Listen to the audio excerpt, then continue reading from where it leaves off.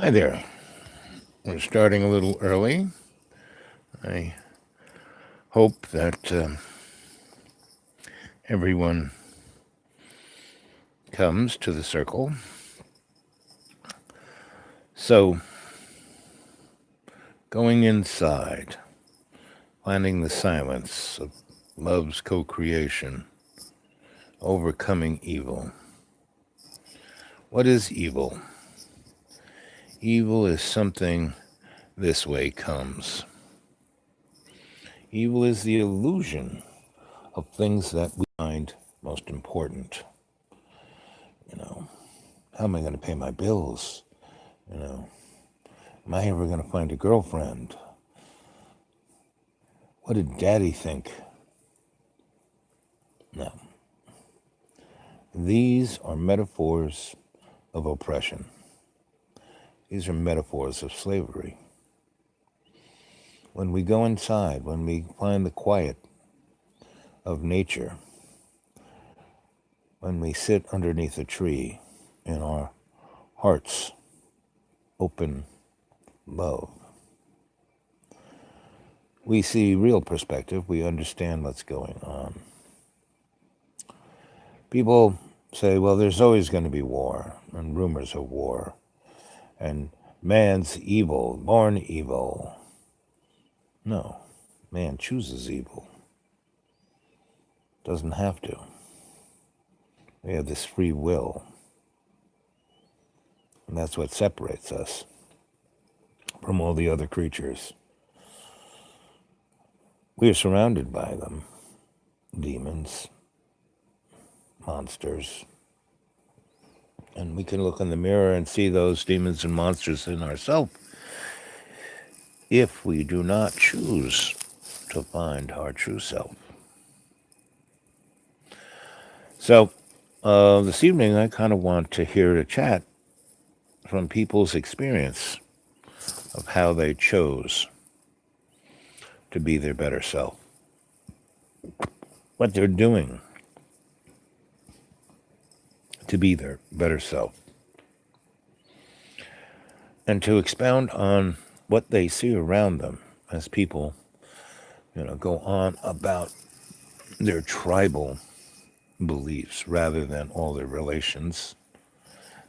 They speak of the other and how they're evil and lazy and slothful, rather than trying to understand what's going on with that person and why can't they, when you see someone sleeping under a bridge, oh, look at that. It's that person's lazy. Should go get a job.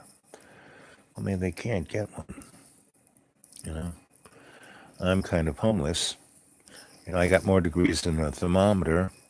I've had many, many amazing careers, and yet I find my place, but not really, because I find and breathe that 20%. So we're going to start with that. Breathe in that 20% more than our autonomic system breathes.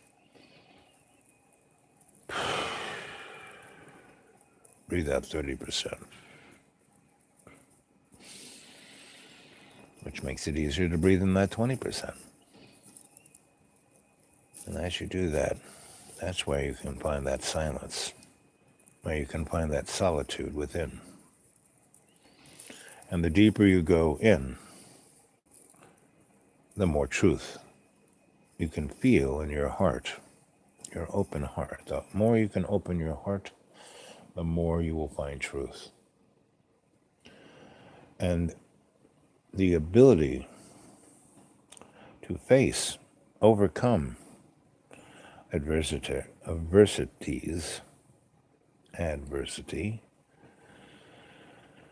become second nature.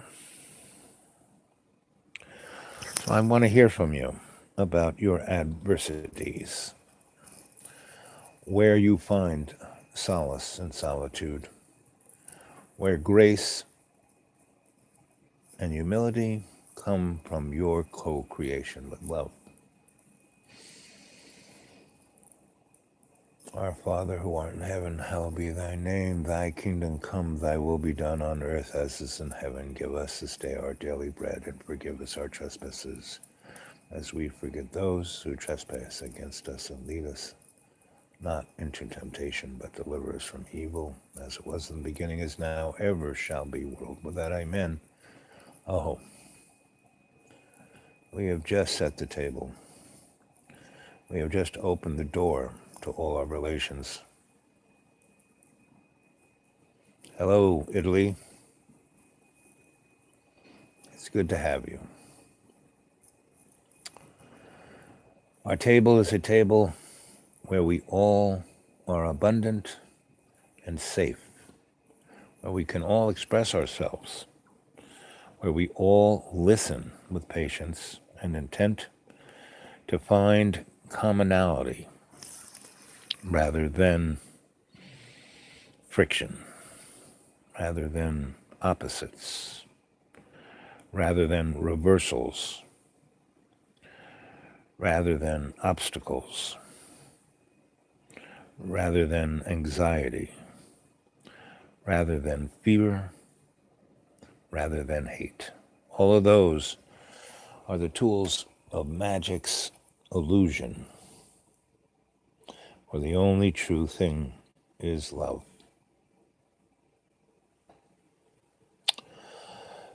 So, my friend in Italy, let's hear from you. What's going on? What's your town like? What's your community like? What are you doing to move forward?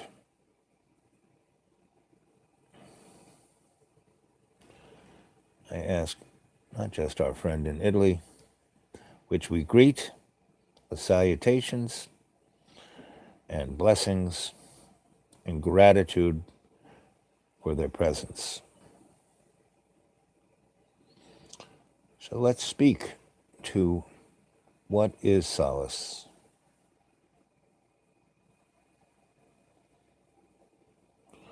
Martin, good to hear from you. Alfredo, good to hear from you.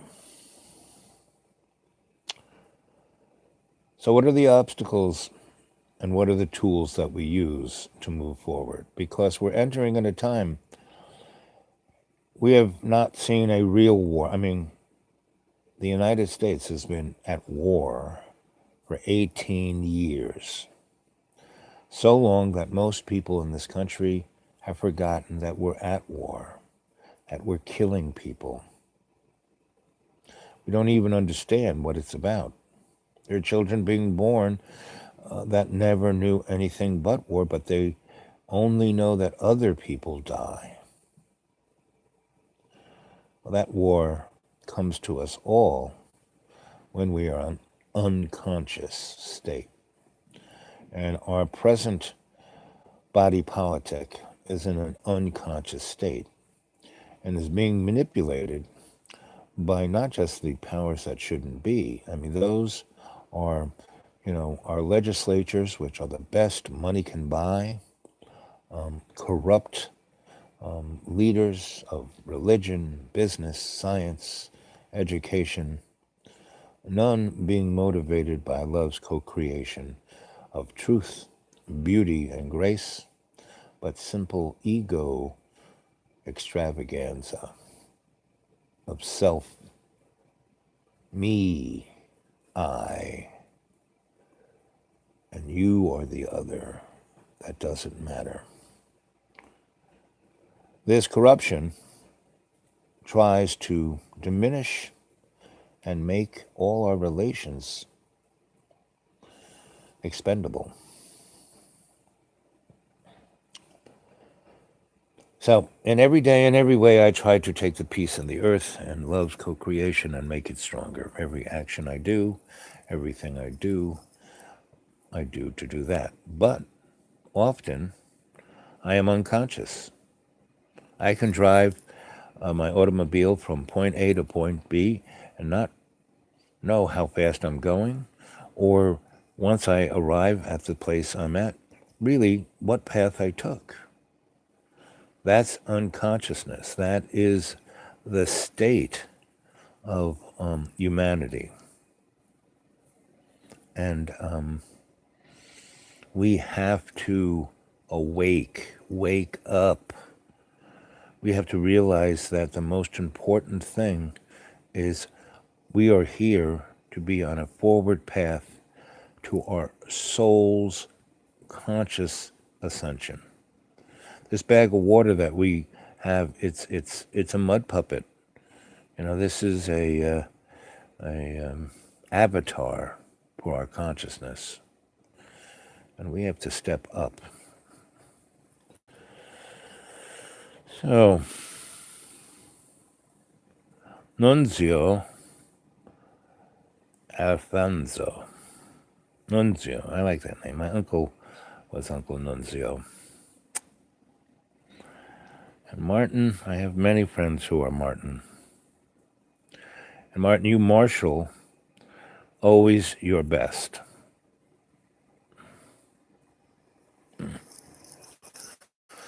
So I'm being philosophic because I kind of want to hear more from you instead of me going on as a griot. Last night we went 3 hours and 14 minutes. And yes, I realize that many of you realize that my storytelling weaves a shamanic force, a biological force field, a spiritual force field that creates a envelope of safety that once the chat starts, it's quite interesting, And that's why I like our little YouTube, because all of these chats stay on the YouTube. And I, ask you all to document them, download them in whatever way you can, screenshots. If you can take this and bring it onto your hard drive or thumb drives or CD-ROM, whatever, so it can be dispersed, put out. But I started this channel in May, and the first few weeks I was in the deep forest where I could hardly put up anything. I had to videotape it on my phone and then take it to a library, and a 5-minute video would take 2 hours to download at that library. And then here I am, second week of October, and I started putting up 2 YouTubes a day. And they were live chats because it's easy for me to do. And I started a number of different, my program on my channel is Dreamy Dreamland with Sensei Al Bob. But I have different things that I'm exploring. And one is this program of 40 days and 40 nights. Because, I am a shamanic, psychosocial, cultural, forensic, anthropologic alchemist. And what I used those disciplines to do was to look on many different platforms, meaning history, written, geologic history, shamanic, spiritual mythology, and look at trends, going back as long as the planet has existed, which is something to the order of 6 billion years, and realize humanity has not just been here 16, 20,000, 100,000. We've been here, a number of billions of years, and in different forms. There's the reptile, and these different creatures, ET, dimensional, satanic, paranormal, all of these things are a form of us, of our personality, of our ego, of our id, all through different historical points of reference. And this can be confusing when into the construct of linear time, but when you realize that linear time doesn't really exist, It's an illusion that the Big Bang is like all at once, the beginning, the end, the alpha, the omega. It's all there.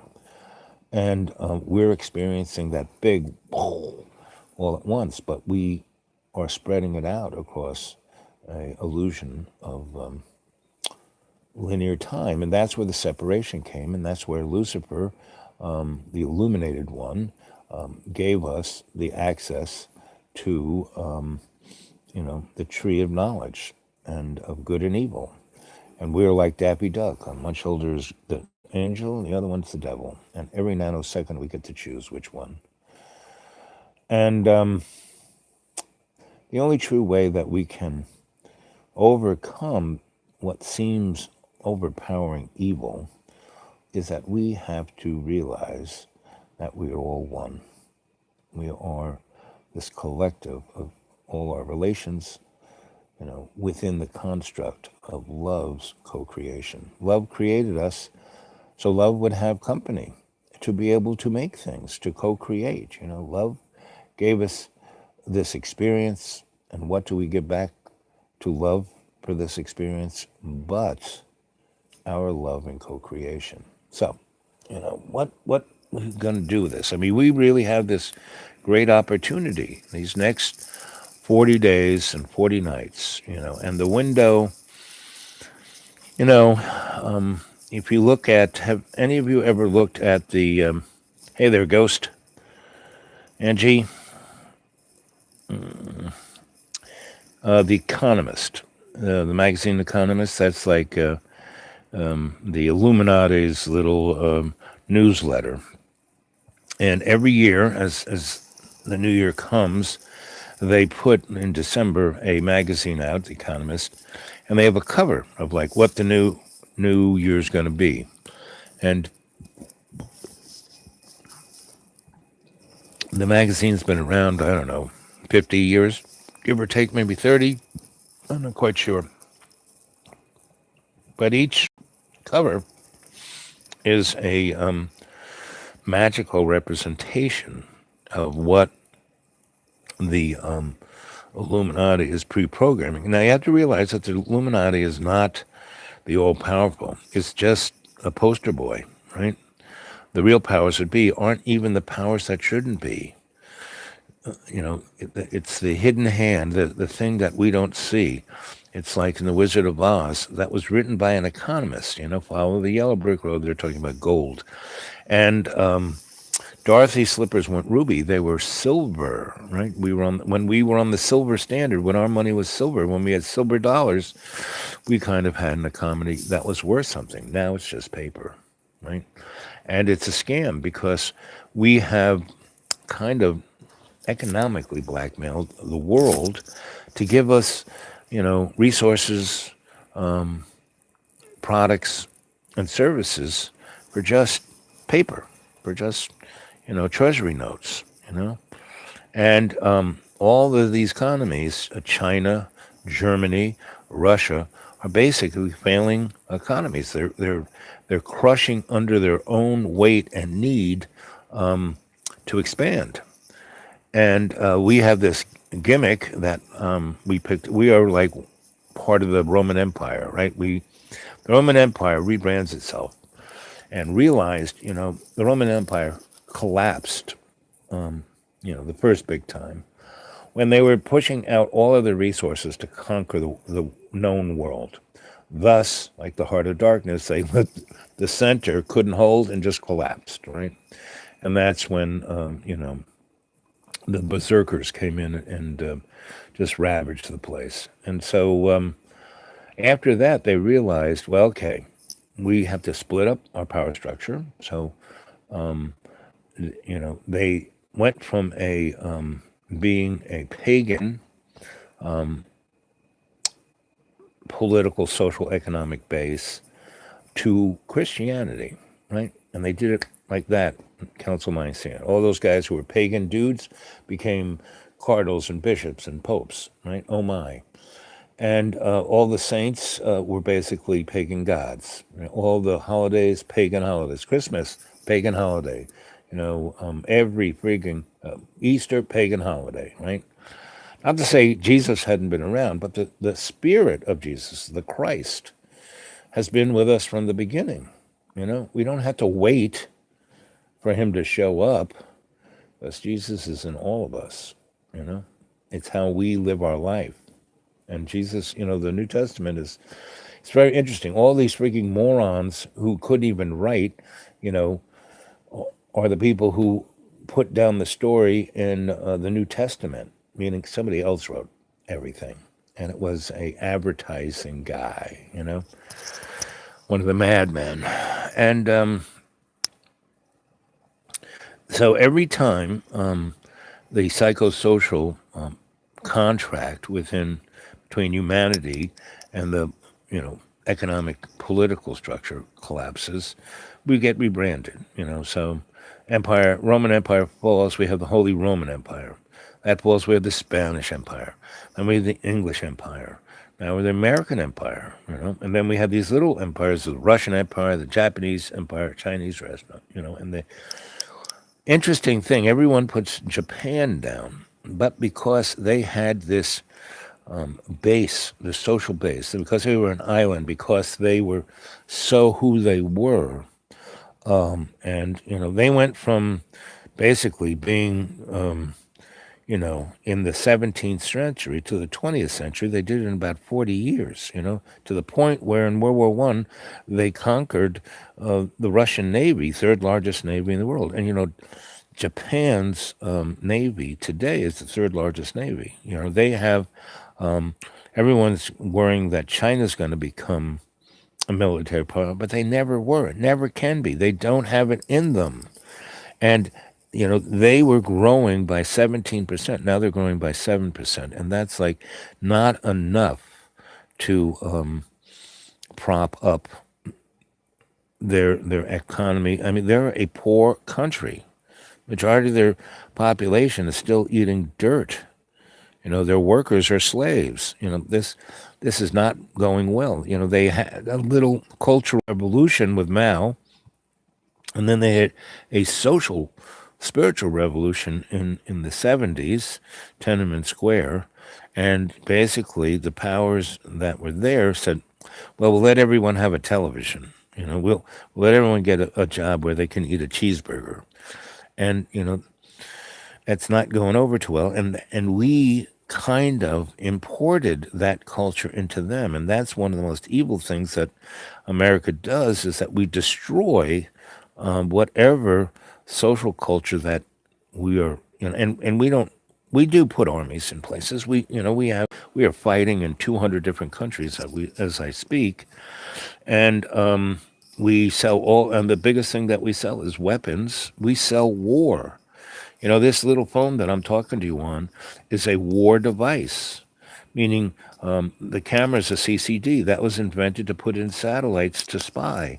The silicon chip was invented to be a digital computer. So our first ICBMs, if they had to put an IBM 360 into a missile, the thing would never get off the ground. So the silicon chip that you have in your phone, right? The GPS, that's everything about your cell phone, your smartphone, your tablets, your everything is war. Got the story you told about the oak crone you met, and in the light she started to look younger, and you said it was the best experience you had. One of, but yes. And I was a young man at that time, and what she was doing was reflecting the best part of me. And that's what the oak crone, her real magic is that she reflected the best part of everyone in her. And me as a griot, I try to assist all of you to see the best parts of yourselves, And I try to put the flavor or the resilience or the sparkle of the oak crone into every story I tell, every day and every night, right? You got it. We are one being experiencing life through 7.5 billion lives. And that's why all those lives are important. That's why nobody's expendable. And what's really sad is that this amorphic evil that we allow to happen feeds off the suffering of our brethren, of all our relations. Every war is a holocaust. And every child that dies, every mother that dies with a child in their arms. I told you a story that when I lived in Australia, I visited Tasmania twice. And Tasmania was this island south of Australia, kind of between Australia and the South Pole. And it was like, Oregon on I mean, it's all trees and all sheep, and a small population there are artists. So when we went to the capital city of Tasmania, got off the airplane and went to visit our friend's friend, right in the center of the capital city was a statue of the last Aborigines of Tasmania, and there's a bullet hole in her head, and there's a bullet hole in the baby's head, in her arms, and the back of the baby's head was missing. And the imperial folk put that up there to celebrate their conquering the Tasmanian devils. That's what they call them, because when they first showed up and the indigenous people came to greet the white folk pulled up their gun and tried to kill them all. But before the gun was raised and the trigger could be pulled, the people disappeared. And that's why they call them the Tasmanian devils, because only a devil could disappear like that. So they really doubled down on, we have to kill all the other devils. Just like the only good Indian was the American Indians are savages. They scalp people. No. The Indians never scalped people. It wasn't until the French paid the Indians to kill people, and the only way the Indians could prove that they killed X white or how many people is that they scalped them. And the French paid them by the scalp. So it is this essence of insensitivity, this inability to have empathy that causes evil. When you can't empathize with someone, when you see someone as the other rather than your relations, when you see those people are wrong because they're a different tribe, and every time there is a separation like this, there leads to war, right? And the only people who make out over war are the bankers. And we're coming to this window where people feel uncomfortable, uneasy, out of space, out of step, and they, use that fear, that anxiety to disrupt the love of co-creation. Anyway, so, I kind of want to endure the conversation of you guys rather than me. I'm right now, instead of telling you an interesting story, I'm trying to spark, and this, I'm not trying to be down or dour or anything really. I'm trying to be inspiring, because the place that overcomes all of this. We were a little bit talking about most of the stories I told about last night. What came from people going on about the dark side and the monsters and the things that go bump in the night. And I basically said, those things, all you have to do is tell them a joke. Tell a monster a bad joke. That the Pixar movie about Monsters Inc. was very good, because it kind of really represented what was going on, in that all monsters, all of those kind of things are coming from other dimensions, and we just see them from our peripheral vision. Our senses are so coarse, we can only represent 0.0095% of the whole universe. The other 99.99905%, we can measure it with instruments like gravity, and we can tell, there's all this stuff going on out there we can't see, but we see the effect. Planets that we do know are there are being pushed around by things we can't see. And when, we put up telescopes in space and like Hubble, and we can see, oh, way, like almost at the beginning of time. We see all of these things going on, and we can't, we can measure them, but we can't understand or see what's going on. And that's love's co-creation, or what people, quote unquote, call God. I don't like to use that word. I don't like to use Lord, because when you take them back to the Sumerian, they're not pleasant, you know. What we think is God's, you know, not too good. I mean, our solar system used to be, a major bus stop. There was a planet between the sun, Mars, and here that was like heaven. And either through the arrogance of those folks thinking they could control certain things, they blew the planet up like like Krypton. I mean, most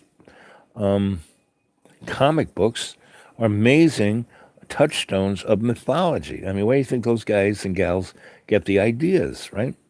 And then they, take it away. And so that's why those comic books are actually pretty good. And that Marvel went and made all these movies. Yes, they're like, they're like comic books, but they really do represent a lot of truth or programming, however you look at it, because the powers that be are kind of, telling us. I mean, that's part of magic, dark magic, is that to make the spell, you have to weave it by showing what's above and what's below first before you bring on the spell. So talking about spells, I have my new little earbuds with microphone. Is this better than the phone's microphone? Do you hear me well? Can you hear me now? Because I got this because somebody complained they couldn't hear it. It was too loud, too much scratching, too much this, too much that. Anyway, so let's see what you guys are saying. Not so much the white man's a parasite, but his unconsciousness is the parasite. And because we're all our relations, white, black, we're all basically Africans that are somewhat melanin challenged one way or another. So we're all the same family. It's just the unconsciousness of the different cultural bases, And with the advent of Babylon money magic, some people in Africa were away from it, so they didn't get affected.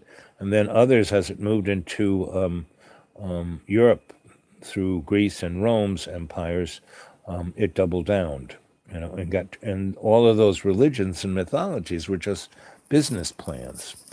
So we have to address this, and instead of like calling it evil or terrible or dissing it, we have to first off understand the history and really, because what happened to indigenous people is beyond evil. It's genocide. There's no way to, can't call it cultural genocide or economic. No, it was straight up.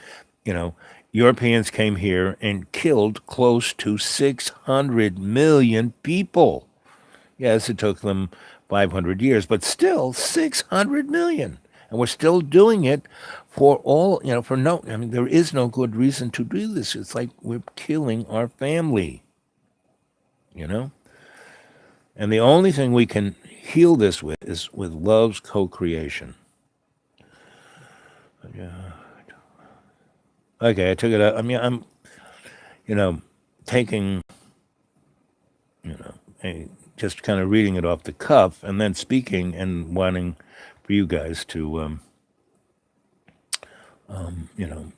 continue the chat. So Buddy said, the white man parasite, don't the Native American Indians have a name for each of the things, where the white race keep doing the wrong thing even through...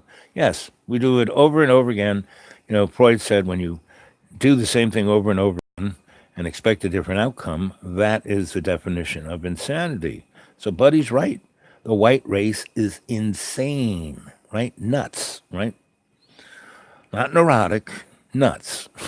But we have to heal that because It's like having something radioactive. If you try to pick it up and throw it away, you're just going to get contaminated. So we have to heal it rather than, I don't know.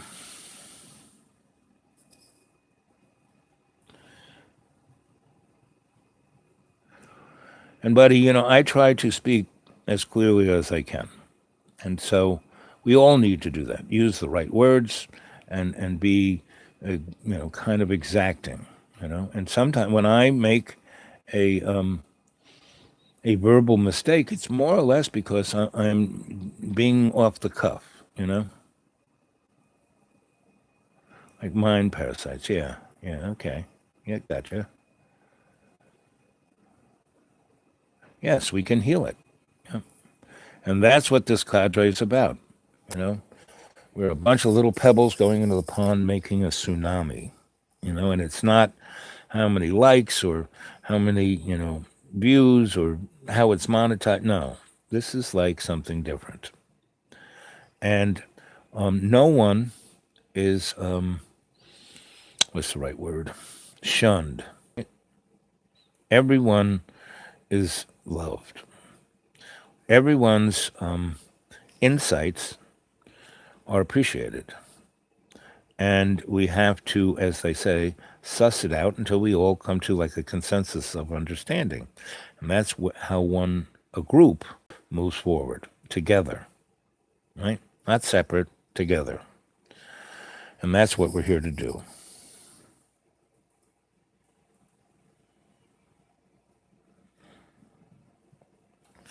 Okay. Is this better? Is that better? Oh, let me take off my coat. It's getting a little toasty.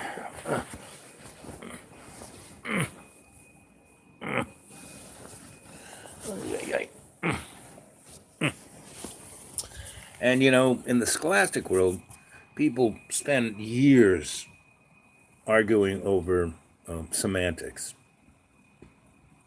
We are not here to do that. We haven't done it. That's what's really amazing about this group. We haven't done that. We're not, and every time we say something, and if it needs to be, focused clearer, that's what we do. We don't argue over semantics. We try to make it clearer because semantics, again, another illusion. The only thing that counts is that, what's really amazing about these chats is that they're coming from that spirit of love's co-creation, It's not individualistic, it's all our relations.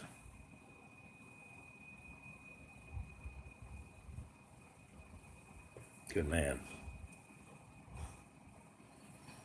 I'm more spiritual. So what is spiritual?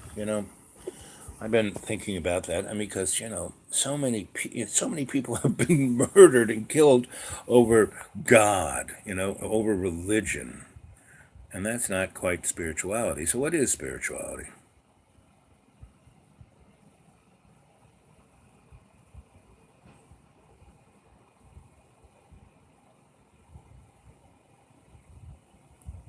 I tell you, I can only speak from my own feelings, experiences. Spirituality to me comes from right here, from one's open heart, right? And the more I can open my heart to all my relations, the more I feel that spirituality grow.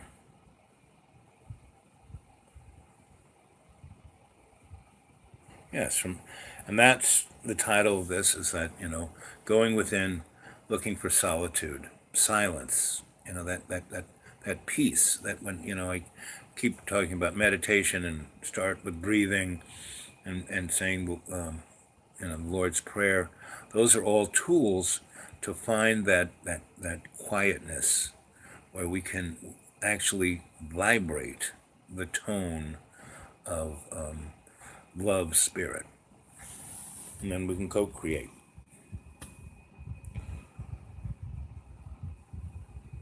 Yes, to ascend to our consciousness, our conscious higher self.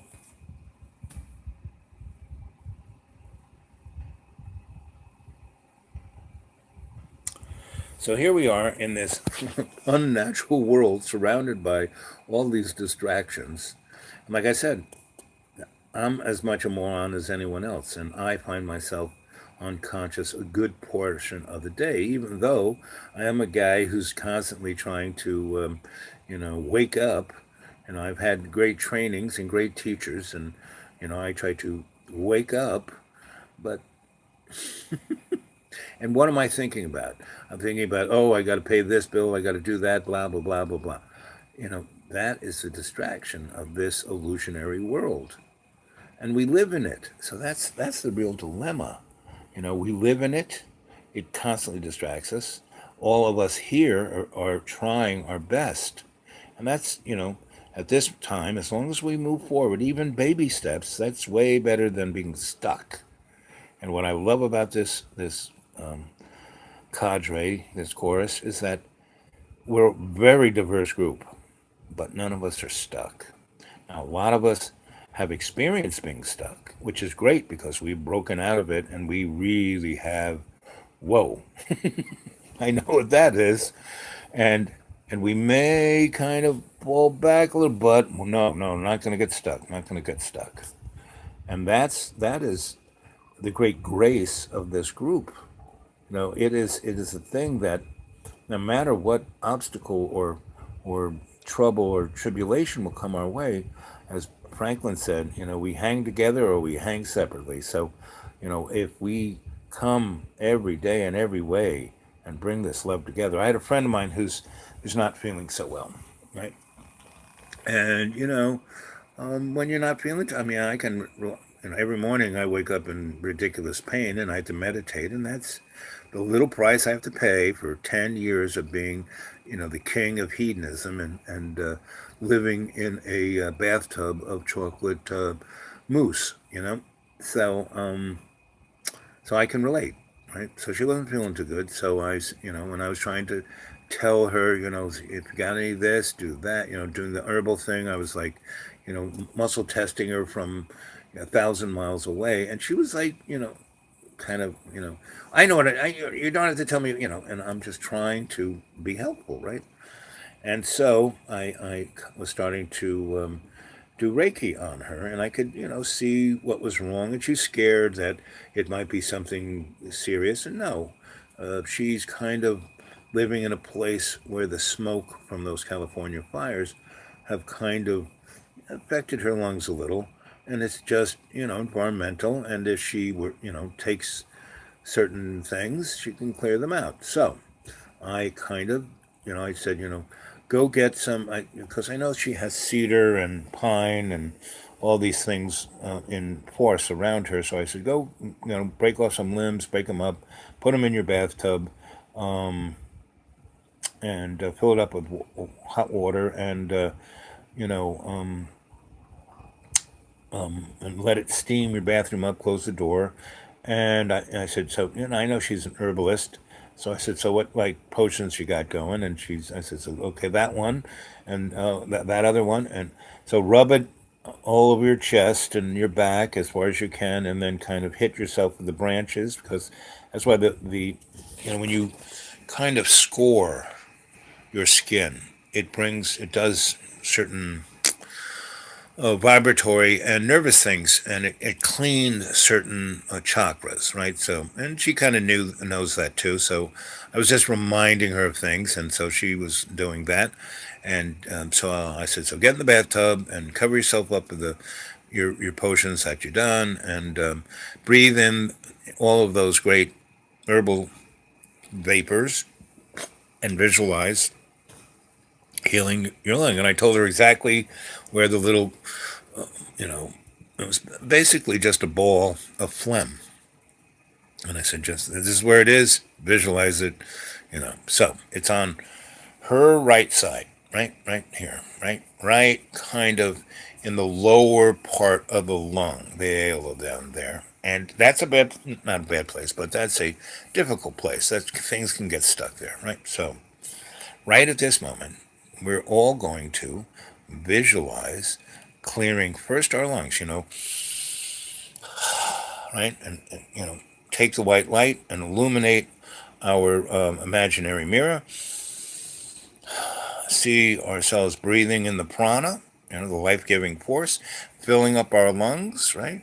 So as we fill up our lungs, focus right on that part of your lung that's on the left side, right there, and cleanse it out. And, as you're clearing out your lungs, you're clearing out my friend's lungs, and you're clearing out the lungs of all of our relations, all 7 point whatever billion humans and all the other animals and fish and birds. So all of that crap that's in the air is not killing us, right? So visualize that now. Go in your lungs with the prana.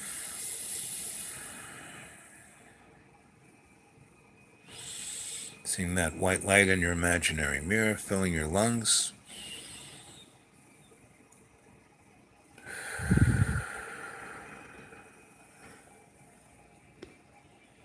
And taking that white lung power, you have all the blood go through it. And that blood is now super energized with this group energy of this meditation. And see that white prana supercharged life force go through your body, swirl through your veins, your arteries, your capillaries, and clean out every cell of your body and energize. See that lightning on top of all of the energetic part of your cell structure, and see it clear, your mitochondria. See your mitochondria being energized. See it clearly.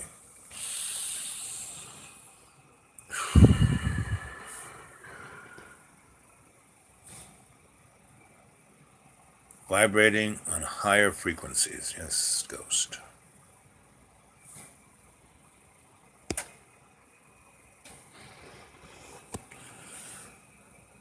And we're clearing that cloudiness.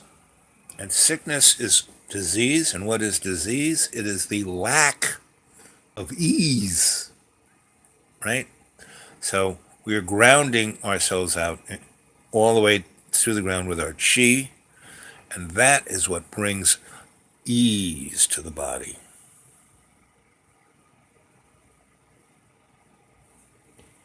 Yep, go up and make lunch, bud.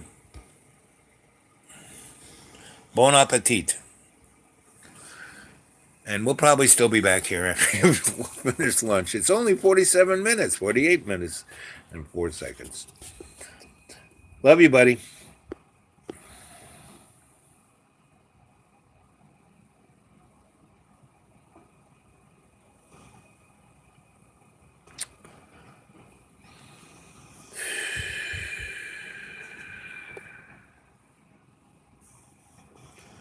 So I feel that you've all cleansed yourself very fine. And you have shared that cleansing, healing, prana force of your mitochondria to all our relations. And my shoulder feels better, my joints feel better. I can feel that all of you are feeling better in a marked kind of way. Maybe not taking care of everything, but in a marked kind of way. And in that, with that ease of your body, that stillness comes, which allows your consciousness to awake. So we will not be as unconscious as this illusionary world can do it. So we can go the speed limit. So we can, not run into something. So we can, not make the mistake, not do that thing that we, and what's really interesting? Every time something like that occurs, speeding ticket or this or that, something happened just before it that we had a choice where we could go the other way, and that cop wouldn't have been there, or we would have remembered to take the heat down so the egg wouldn't burn up, things of that. I mean, just being conscious, aware, keeping your eye on the ball, as my uncle Alfredo used to say. And when we do this, we don't make mistakes, you know, because we're being aware, we're being conscious, we're being awake. But when we generalize and just say, oh, I know how I can drive, well, you end up doing 50 in a 20-mile-an-hour zone, So,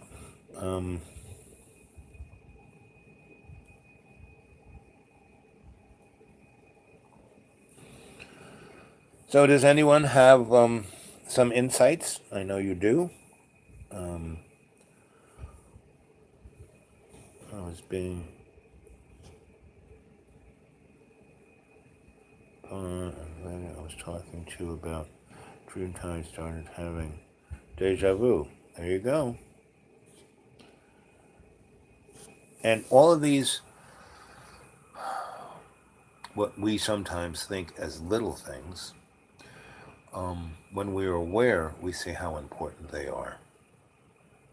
And when we, like Ride there, was aware of it, and it's important.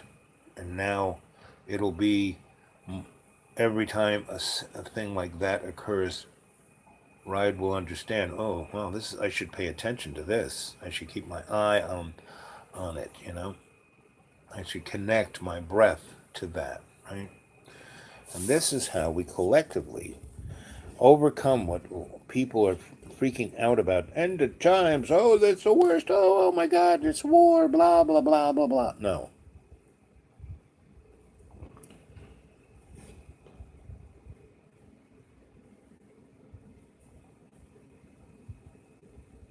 God, only a stroke at a time. Yep. Her mind and her hand becomes one, thus creating love's co-creation. Thus, all creation within that context is perfect, beautiful, a masterpiece. And that's what real art is, and that is what the artist in the first person is all about. It's not your ego creating something. It's your mind and your hand being in co-creation with love.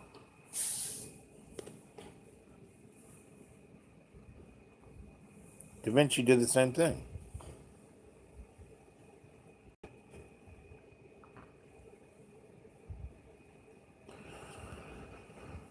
Relax before long trips, noticing everything going on around me. Yes, observation. Thus, you could see that thing down the road. You saw the cop down the road, you slowed down. You saw this, it's when you're unconscious and not noticing anything.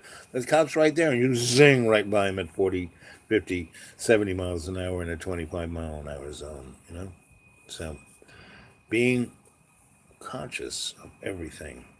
Because when you do that, you're in co-creation with love. And love will protect you from anything.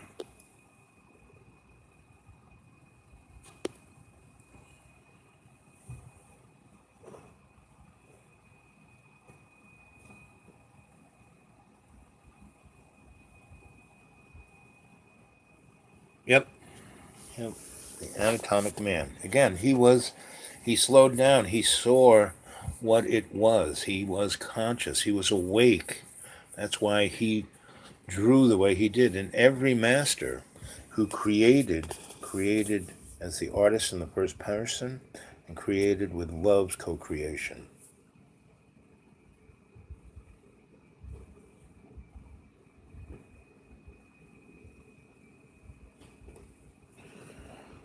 Now, when you can see the emotions of other people, that's being awake, And when you're that awake, you take that experience because it's really real, and say, okay, this is what awake is, and I am going to do, not try. I'm going to be that way in every day in every way. Now we're humans.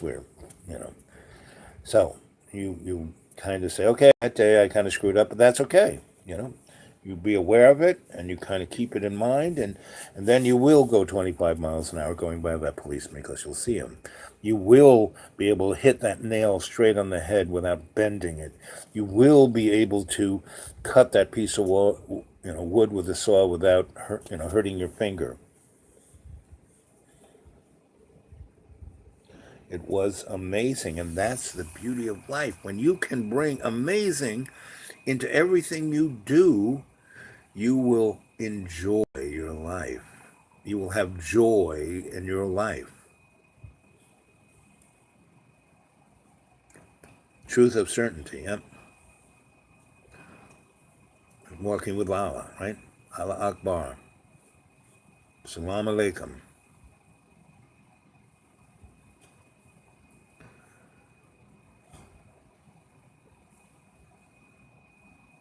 All our relations, animals or people, whatever you think comes from Allah, even you, all our relations. When I say all our relations, that's what I'm talking about. Allah Akbar. Salam alaikum.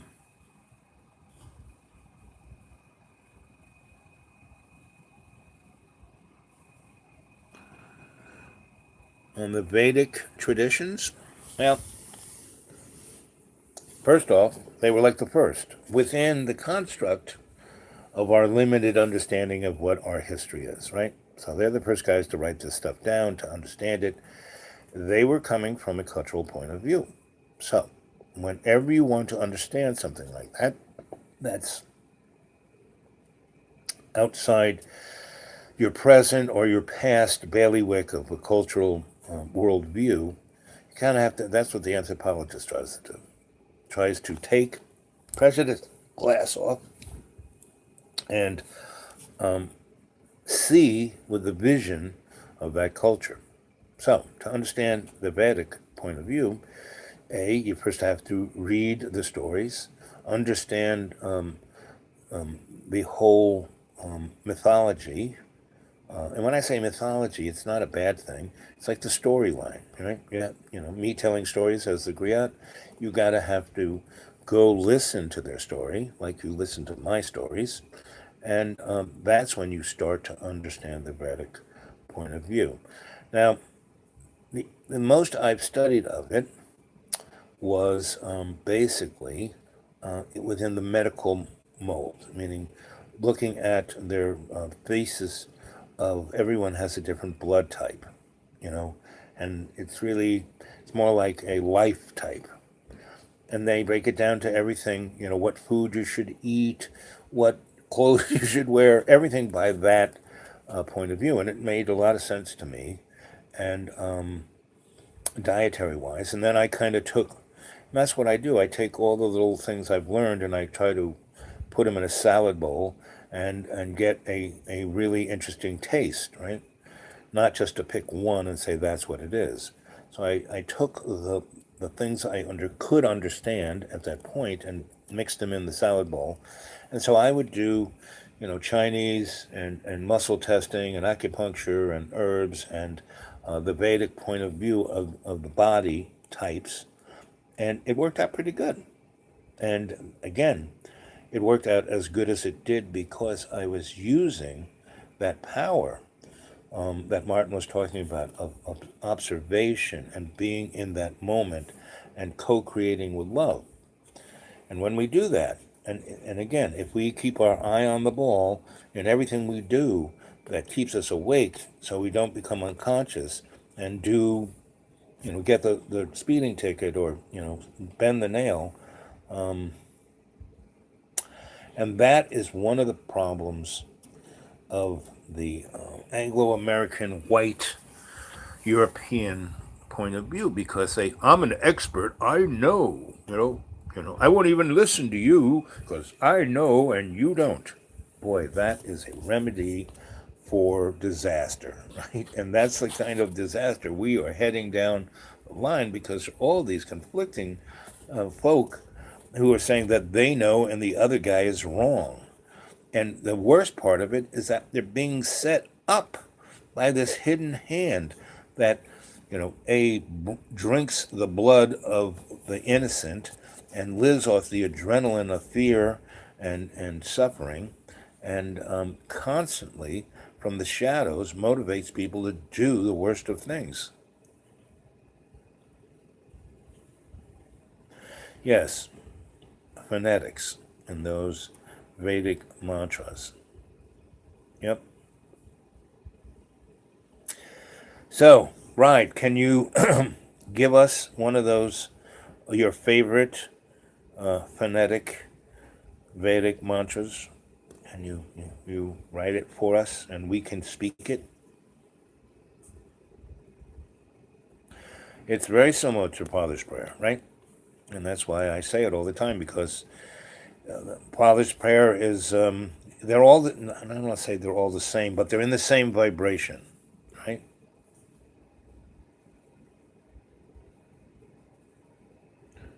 Now, folks, look how beautiful that looks. Now, I only have 4 teeth, right? So I'm not going to attempt to try to verbalize it, but I am verbalizing it in my imaginary mirror, right? Om Tremambakam Yarahan Shamotin Pushtabintu Yurva Ramapaka Banha Mitra Mushkat Maritat. Right?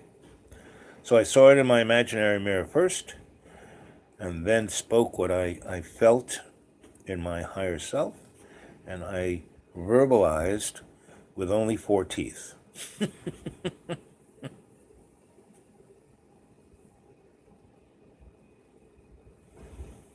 And if we all did that, that energy would vibrate like, a singing bowl. And that's the beauty of singing bowls. You're just, here's this brass bowl or glass bowl, and you're just rubbing your finger or stick around it, and it vibrates so loud that it overcomes almost every other frequency. And it's just a simple movement. Hi, Jane. Good to see you.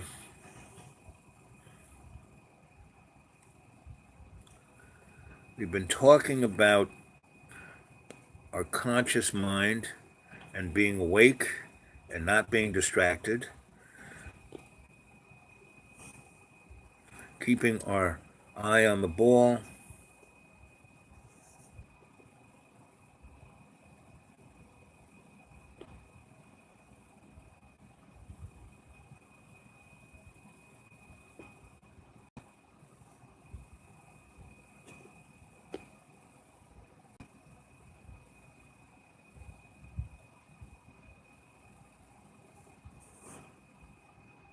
And we are trying to verbalize energetic mantras, prayers, understandings. Lou Reed, my man. Saint Germain, my teacher.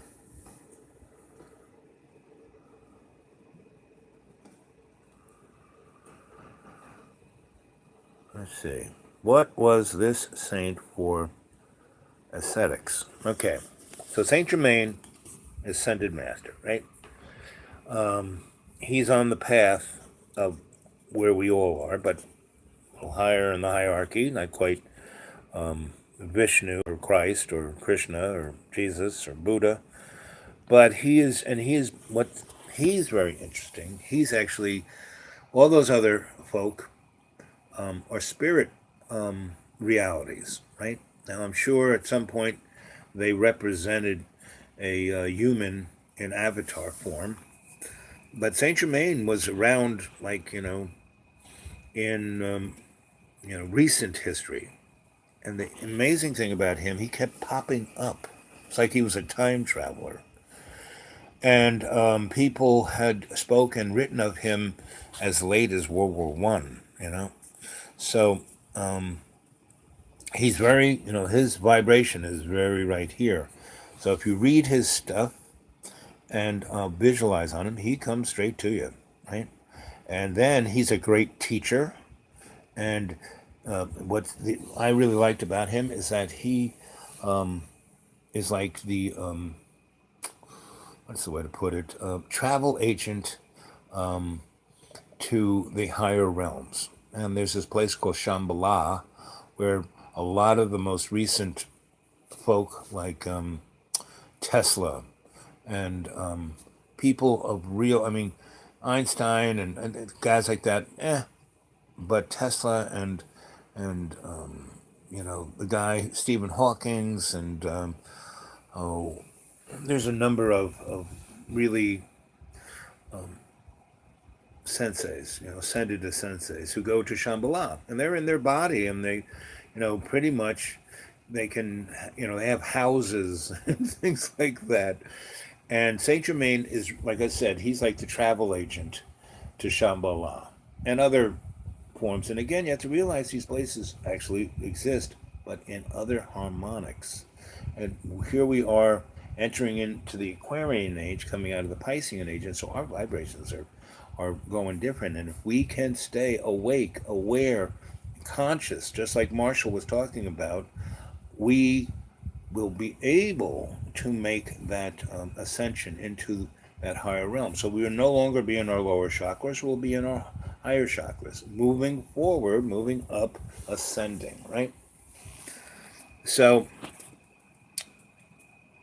what does, so one thing about religion that theologians have a real hard time with, especially about the primary religions of Christianity, Judaism, and Islam, is how come, if God is loving and just, how come all this bad shit goes on? How come really bad people win the lottery and have a good life and they continue to do really bad things to people, but they don't break the law. And then really like saintly people get whacked all the frigging time. What's up with that? You know? Now, the Eastern folk would say, well, that's karma and dharma. They're making, the good guy is making up for the crap he did last time around, right? And if he can stick at it like Job, he'll be okay, you know? And, Christianity says, well, you'll be rewarded in heaven, and so does Islam and Judaism in their own fashion. And within the Cabal of Judaism, they really do talk about reincarnation, but the rest of the Torah don't quite talk about it. Saint Germain, yep. Like I said, Saint Germain, he's the travel agent to the higher realms. And a lot of his books, they're online, they're published everywhere, and you can get them easy, and they really easy reading, and they really speak to you. And when you open up to that, let your open heart. And what's good about his writings is that the way they speak to you, they speak to that. It's like when you hear that song, like when I hear Joni Mitchell's Blue or Little Green or Woodstock. Man, she didn't even get to go to Woodstock. And she wrote the anthem, I was, walking along the road. I met a man and I said, where are you going? I'm going to Yazgur's. That song. And the way she plays it, you go online and go look at Joni Mitchell's basic, she's Canadian, so the Canadian broadcasting guys all through her career loved having her on. And so there's one YouTube of her when she had just written Woodstock, and Woodstock was it, and she's at this TV studio, and she's and I was supposed to go to there, but I got stuck in New York and I couldn't make it, and I was watching it from my hotel room on TV, and I kind of started to write this song because I was writing it from the point of view of the person who didn't get to go to Woodstock. And she said, like I said, Joni Mitchell is like, we're because I wired it, Joshua Lights, my boss, basically we did that, and then we had to move the whole thing from where we had spent a whole month setting it up and had it perfect, and then we had 2 weeks to move it to Yasgur's farm, and my boss sent me back um, to get some stuff in the shop in New York with the big truck. And when I got there, I filled the truck up, and it was getting late towards the night. And I said, "Screw it, I'm just going to go to bed." And I went to bed, and when I woke up, New York, Thruway was closed, so I couldn't get there. So I didn't get to go to Woodstock, but so it's like Joni Mitchell. So that song, Woodstock, is like she sung it, she wrote it for me because it's like I was the guy on the road going to Yasgur's, and so go listen to that song. So this whole thing of prayer and spirituality, that's why music is so amazing because it vibrates. And when you add a vibration to poetry and you let love's co-creation, lead you down the creative path. Whoa. And that's what Joni Mitchell did. And she still does. She's still alive. She's still smoking cigarettes too. And she looks great. And she is a person who never gave in, never gave up, always was who she was, always was the artist and the first person. You look at, she did something like 70 or 50 albums, right? Every year she would knock one out, right? And she did everything. She wrote the music, played the music, produced it, and the cover was always a painting she did.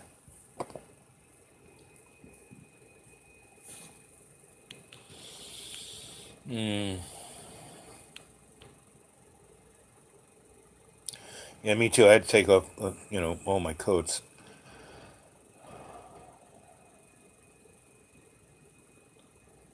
Yes, exactly. We're all interdimensional characters outside Dreamtime, are fixed aesthetically in the physical. Right. Exactement. Especially the use of that word aesthetically in the physical, because both of those words are existential words because they speak of a spiritual emotion that it's like you can't get there from here. The physical is an illusion, but the aesthetic is is the is the process of the artist in the first person to co-create with love. That's what the aesthetic is. You're making that physical representation of that spiritual connection with love and co-creation. So you said it, Mr. Ride, aesthetically physical. Just woo, baby. I love it. The Mount Shasta connection. Yep.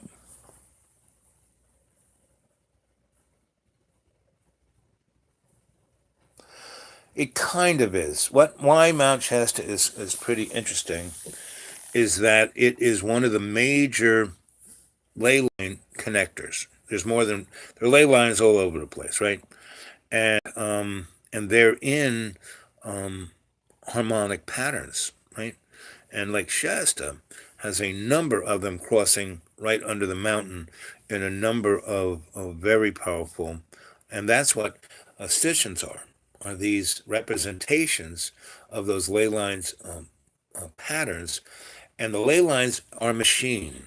They were placed there by the guys who used to live on the planet that blew up and made the Orc Belt, right? And they came here and they wanted to protect themselves. So the ley lines are some kind of force field around us, and that's one reason why the human race is kind of stuck on this planet.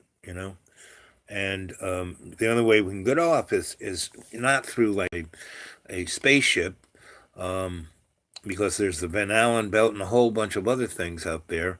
No, we have to use interdimensional antigravitics to travel out into outside the protection of our atmosphere and this energetic field and the electromagnetic field of our poles. And the thing is, back in the day, like in the 1790s, when science was whoop-de-doo, Mr. Newton and that crowd, Galileo, all of those folks, and the Greeks, all those great mathematicians, and also the Egyptians, Mesopotamians, and the guys in South America, they were all on the same thing. They all were time and space travelers because they were interacting with the gods from space, aliens. But they're not just aliens, meaning they are, but they aren't, meaning we're all our relations, even out there. All our relations just aren't, here on Gaia. They're the whole ball of wax because we're all of that Big Bang, right? And we get confused because we've stuck it, because we separated ourselves away, taking ourselves out of the garden because we wanted to step into the sandbox and let our egos learn something. And love said, sure, you want to do that? That'll be fun. I wanted somebody to play with. Let's go in the sandbox. So in a lot of ways, that's why the good and evil thing, why do bad people, you know, get good things and good people get screwed? It's because we're in this sandbox where we're supposed to learn stuff for our soul and not just whine about what we got or didn't get.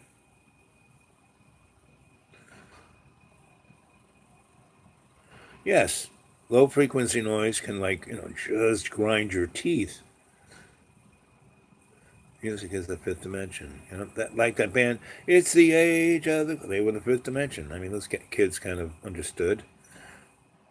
And too bad, they were being managed by a reptile.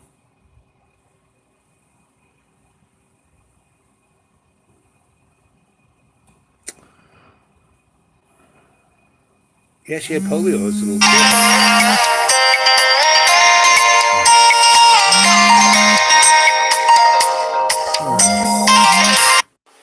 Hey, Aphrodite, I'm on a live chat, and my channel is Dreamy Dreamland with Sensei Al Bob. Why don't you join? But I gotta go because I'm on there. I don't want to lose the channel. I love you, baby. I'll talk to you later. Okay. Are we still there? Did I lose anyone? Someone say something, because the last time somebody called in, I lost all of you. Are you still there? Come on, say something. Good. Okay. Yep. We're okay. Good. Good. Because the last time someone called in, that conversation actually got on the chat, and she was like, "Are people listening to me?" And that was the last of it. And then I talked for a whole nother half hour before I realized you guys weren't there. See, I am a freaking moron, but that's okay. We all are. I was just not being aware. Now I'm more aware. I learned from that mistake. And I won't go on about that. What do you think about Chinese and world's first modified DNA? Well, see, the problem is that wasn't the first modified DNA genome baby. The Nazis did it back in 1938. I mean, why did they put all those Jews in camp? Because they were their lab rats. That Jewish, everybody else in Europe were mutts. The Jews were not. They were genetically pretty much singular who they were. And the Nazis, they experimented on them like you can't believe.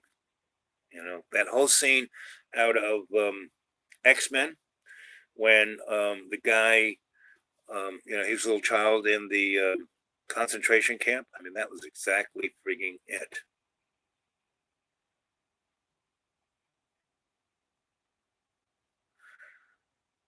Yep. Artificial moon, artificial ley lines. Yep. They're a machine. I mean, this guy who I studied with in Trinity, Archie, he was one of the first people to really, he published his PhD thesis on that, pyramids were all over the planet, not just in Egypt and he said that there were pyramids in Ireland and all over Europe and England and America, and everyone just laughed at him. And now pretty much it's that. And then he said these energetic machines put there by aliens, right? A, to be like a gas station for their spaceships, and B, to be a protective shield. And Pretty much so. But this machine is breaking down. And that's why the powers that shouldn't be and the hidden hand are think they're getting the upper hand because that auric field that had been protecting us for about 1 billion years is starting to break down, and it can only keep going by us co-creating with love. That is the battery charger. As I had you visualize the prana energizing your cellular structure. That's what we need to do to heal the ley lines, right? And our little cadre can do that. Clusters remaining, the tribes of Judah. Yep, pretty much. And the assassins of the powers that shouldn't be in the hidden hand just go at it, like that picture of the Aboriginal tribe I lived with that I showed you, right? Little dog chewing on my chew, my anyway, and the baby that was born to the woman who didn't have sex, and Jesus Christ. Well, that whole clan. The government in the early 70s or late 60s found minerals on their land. They just went out and shot everyone in the head, right? And the people who survived were out there picking berries. So um, that is what kills the energetics of the life force, but not kills, just dampen, because you can't kill love's co-creation because it's in another dimensional form, and these morons are an illusion. So an illusion, Saint Germain, from the great law of creation, is like nothing can be created from nothing, only illusion. So yeah, we live in a life of illusion. So that's what happens. It was never against other tribes of Judah, some 12 or 13. They were distinctly different. Well, again, they were genetically screwed with by other dimensional alien ET time, whatever you want to call it. And there were 12. There's 12 tribes of the Hebrews. Judah is like the amalgam of these other guys who were Semites, and they were the Anunnaki, who were the KM gang, who became the Zionists in Israel. Israel is not the land of Judah. It's not the land of the Hebrew. You go talk to any Hasid or Lubavitcher or a number of other Orthodox members of the Hebrew tribes, and they are not happy with Israel whatsoever.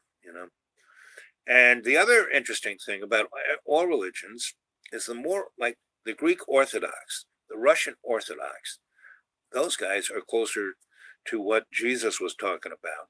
And Orthodox religions, the Orthodox part of,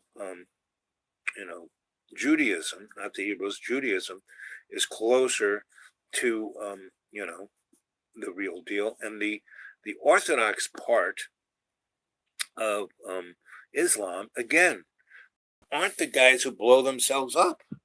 That's not, Sharia law. Sharia law is one of the main orthodoxy of Islam is hospitality. Why do you go to an Islam country and go into some Islamic house? The first thing they do is offer you tea, right? And if you go, oh, I'm too busy, they get a little insulted.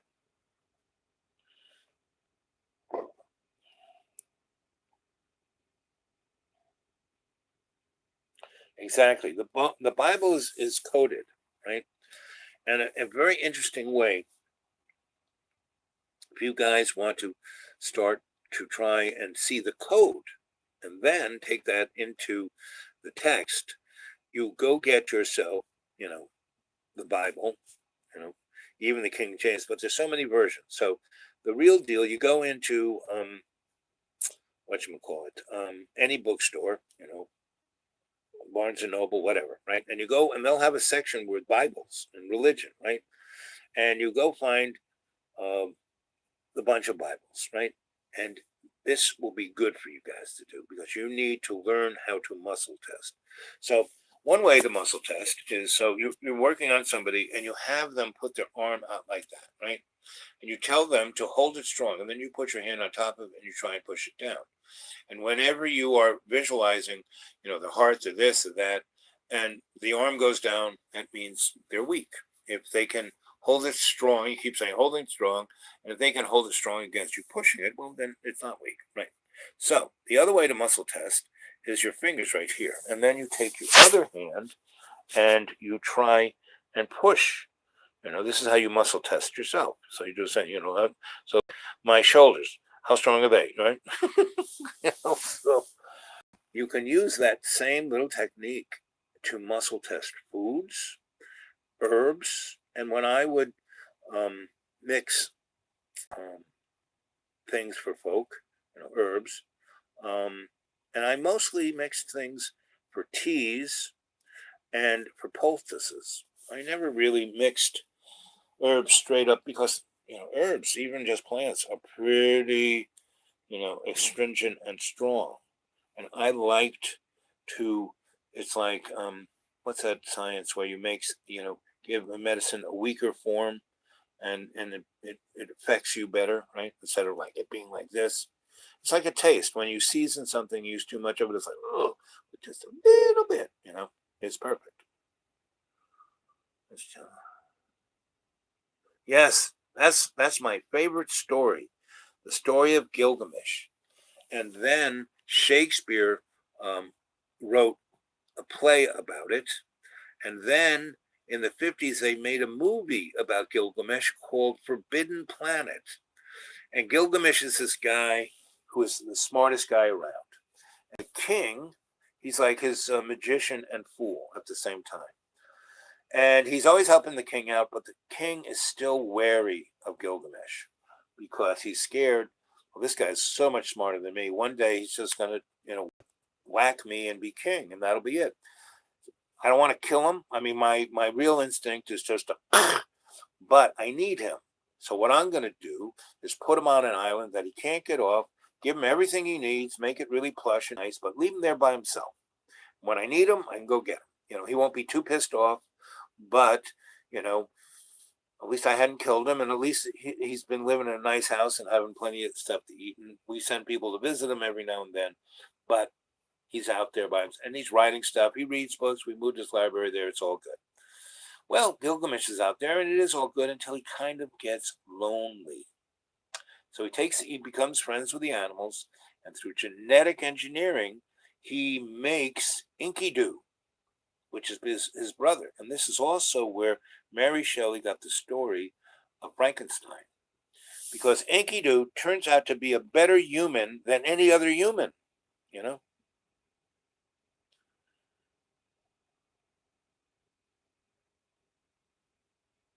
Exactly, Mr. 09. One key shows you how the stories relate to the uniqueness and brilliance within the human form. Another connects the starts with geomancy on Earth, exactly our position, our chi.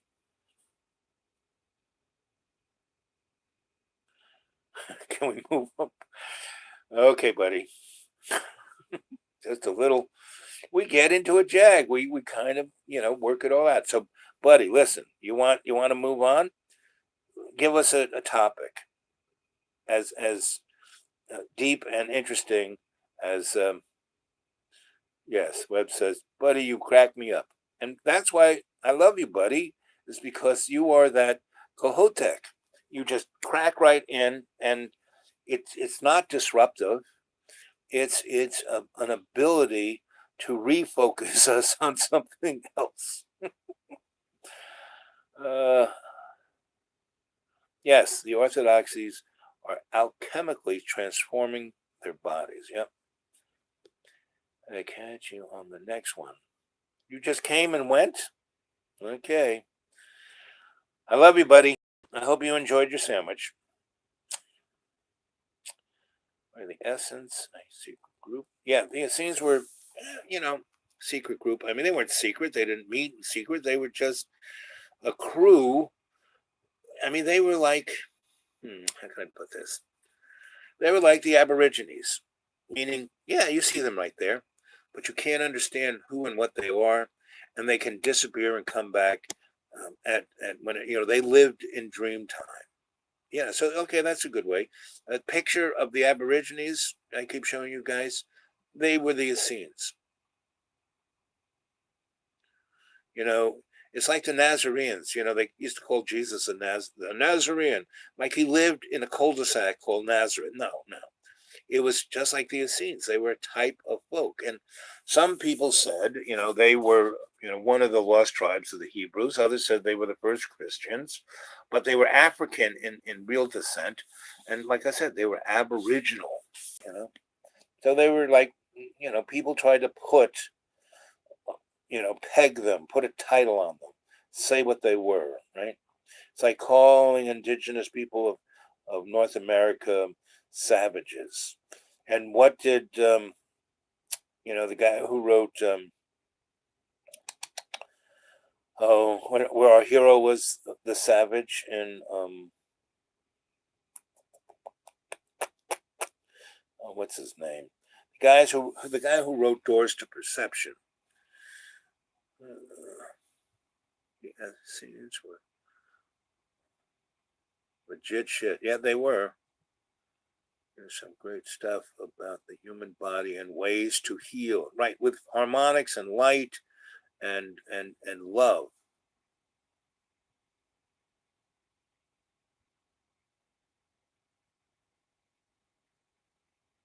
Yeah.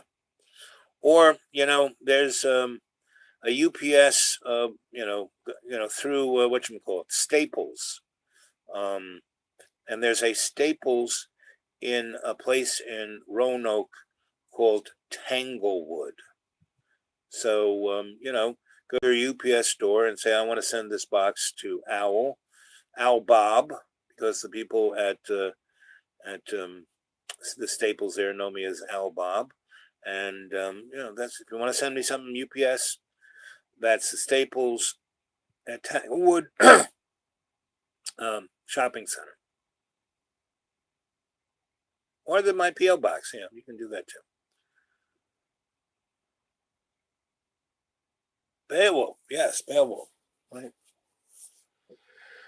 And also, what's his name?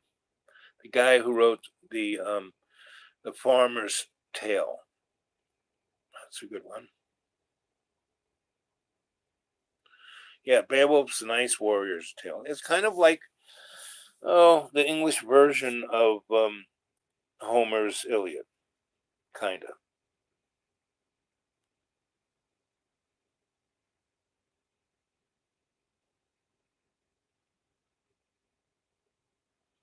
Yep, yep. Very nice allegories of the corruption that keeps being spread and passed on, sins of the fathers. Yep. Aldous Huxley, that's the boy.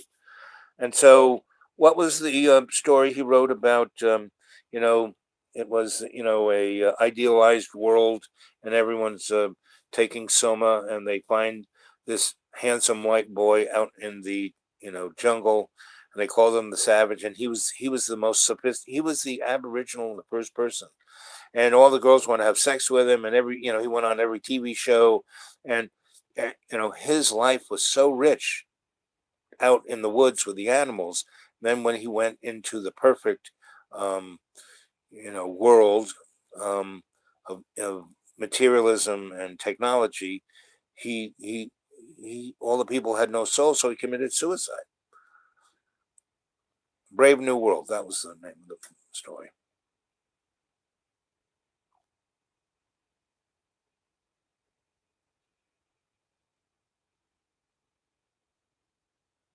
Exactly, Marshall. Then when we are in similar mindset of our relations, it's like turning to their frequency and becoming aware of them. Yep.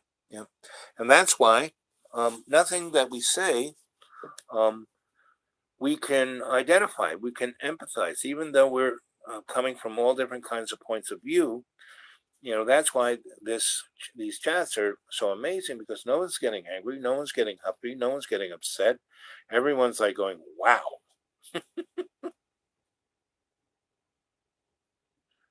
It's a bit of everything in English. Yeah, it is like a salad bowl. Yeah, and German is kind of like that too. Yep, Greek, Latin influence from Germanic languages, Welsh, so many. Yep, and such. That's why Shakespeare's such a great poet, because it's a salad bowl he's speaking from, and not some you know, melting pot of Velveeta cheese.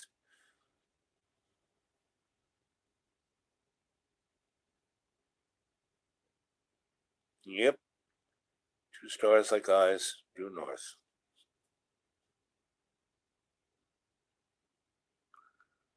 It's an amalgamate. Yep.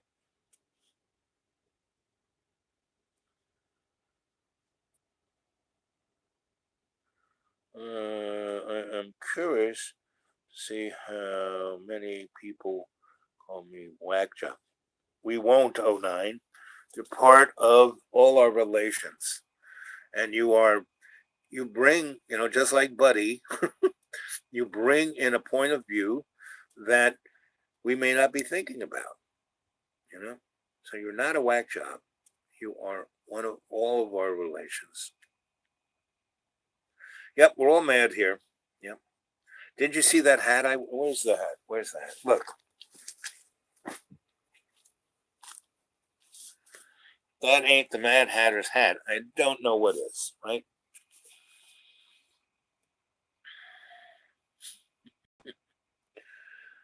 Uh, believe me, my. Yep.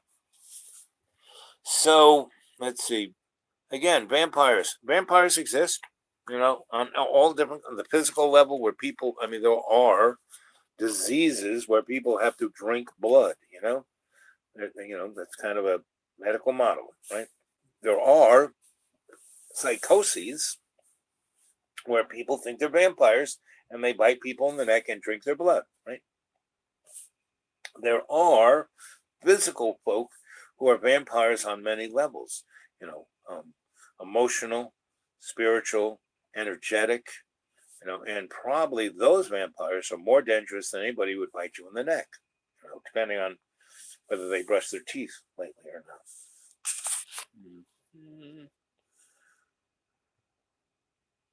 Mm. I'm a thespian. I always have costumes. I don't really care if anyone believes me or not. Just wish for enjoyment out of the contemplation of what I present. And that's what you do all night.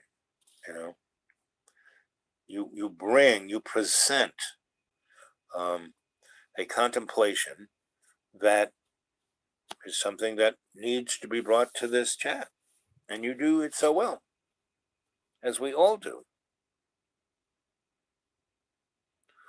2552. I'm an Aquarian's Aquarian. Can't get any more Aquarian than me. My moon is in Cancer, and the rest of the stuff. I have a friend of mine, Aphrodite. She was the one who called up. I told her to join in on this chat. She would be way fun if she jumped in. She's one of the best astrologers and tarot card readers I know, and I know a lot of them. She's a great teacher too, and you know, she really is passionate. Her whole life is astrology and tarot cards, and being empathetic to all our relations. She's a very sweet, sweet human being, a very sweet creature, a very sweet spirit.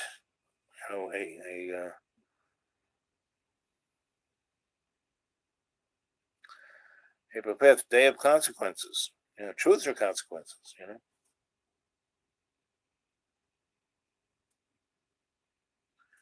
Do, do, do, do, do. Uh, As Plato said, wise man is guided by the stars, a fool who is led by them. So when I read people, I use all these tools, but I basically, what I do, I learned from my gypsy girlfriend when I was part of the circus, um, that all these things are tools to bring people out. So when I became a shrink, I would use all these things to open folk up to talk about themselves. Because as I was telling you about Sunday when I was in that hospital and I was energetically working on people, this hospital was, was a really beautiful hospital, really nice, really well kept. Everybody in it had some money or was wealthy, had really good insurance. And so everyone there was being taken care of at the highest level of what our present stupid American medical model does, right? But because of their wealth and their insurance, these people should be allowed to die. I mean, and the real sick thing was they were all screwed over by the medical model. This woman um, allegedly had cancer 3 different times. I mean, she never represented it, meaning they said, "Oh, you have cancer," and they gave her chemo and radiation in the 70s. And then 10 years later, she had a test. I mean, she didn't feel bad, da da da. Oh, yeah, cancer. So they, radiated her and chemo the second time. In the 90s, oh, you got cancer. Anyway, the radiation and chemo made her bones so brittle they were like balsa wood. So when she was like 60, not even 60, like 58, she was just standing talking to her friend and her hip broke. And when she keeled over, it broke her knee and her leg, right? And then for the last 5 years, she hadn't been able to get out of the hospital because she gets out of bed to use the John, you know, she breaks a leg, right? So she's been in that bed. She's got bed sores like you can't believe, and oh, she is a mess. And everyone in that hospital was like that. Some procedure was done to them where they screwed it up bad, and they just went south, right? And it was unbelievable. And the people who worked there were really good and very professional, but they had zero empathy. So I was there, with this woman who was praying, and she was a real believer in prayer. So she was praying up in the storm, and I was just juicing her up with Reiki, and it was affecting these 20 people. Well, it kind of wore me out Sunday. So I could only do, there were 120 people, and she wanted me to do 120 people. I could just do 20. But I spent a good 15, 20 minutes with everyone. So I went in with this funny hat on, so they kind of chuckled, and I said a few things, and then I started asking them about themselves and how they felt, and what was this, and da da da. I did my little shrinky thing to bring out their feelings so they could vent. And boy, did every one of them vent to the point where they wept, and some were. And this one really rich guy, he was going, "Am I being punished? I was so rich, all I could think about was making money, and I wasn't really a good person. And am I being punished?" And I said, "No, man, you're not being punished. What you need to do is learn from this experience." He says, "I just want to die, and they keep me alive because if I die, I left all my money, to an orphanage and to children, and my family wants the money, so they're keeping me alive. The last 5 years, it's been like hell. I just want if they stop, doing things, and I tried to sign one of those things where they can't do anything. Well, my wife wouldn't let me do it." So this was like something straight out of a horror film, right? And these people had really good health. Just think how the poor are suffering. And a lot of, me, I'm got nothing, and that's why I'm still alive, because when those guys wanted to, take off my legs and rip out organs, and I said, no, no, no, no, sorry, I'm not going to let you do that. And I healed myself, where I lost 250 pounds and got back, why I'm, the universe, you know, uh,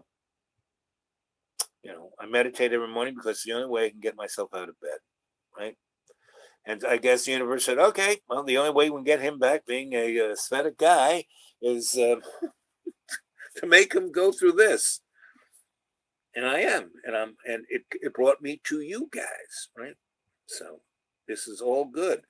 So I tried to convey that to this poor guy, but it just, I couldn't hold him because his skin was so If you just rubbed his arm with a compassionate pat, his skin would fluff off. It was like, because he was moving in the bed, and he was his cushion. He was on a cushion of air. He couldn't even be on, foam. It would rip him up.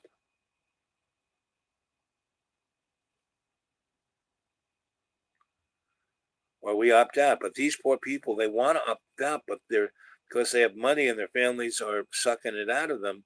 They won't let them die until they use up every penny.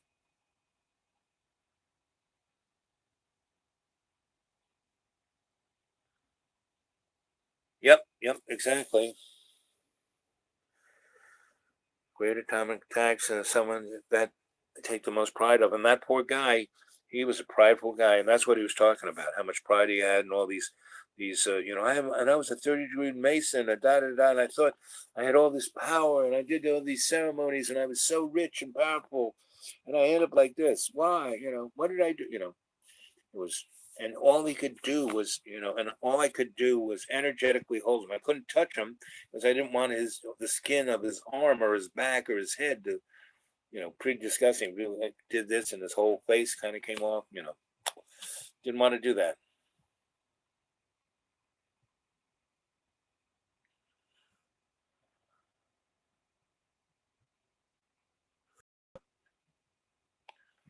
And so the Greek said, doctor, heal thyself, and that's kind of what I had to go through, and we all do. If we have issues, we have problems. We can have shamans like me, alchemists like me, um, assist, but everyone has to heal themselves. You know, we can be there to assist, but everyone has to heal themselves.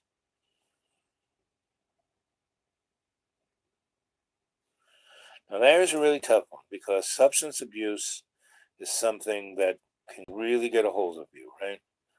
And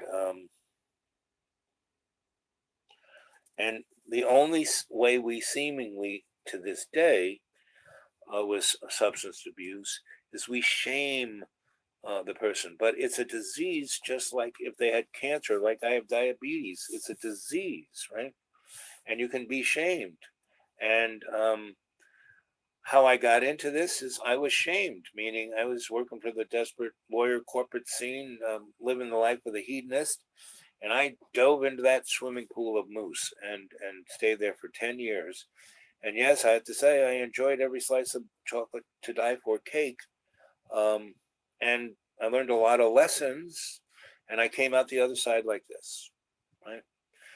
But a lot of it, I showed you those pictures of me that I was like, you know, 3 times the size I am now, and I was so overweight that my system was so overtaxed that it looked like I was showering in Crisco. I had this sheen on me. My hair was always stuck to, and in winter or summer it was like that, and it didn't smell the best either, no matter how many showers I took, and I didn't care, you know, and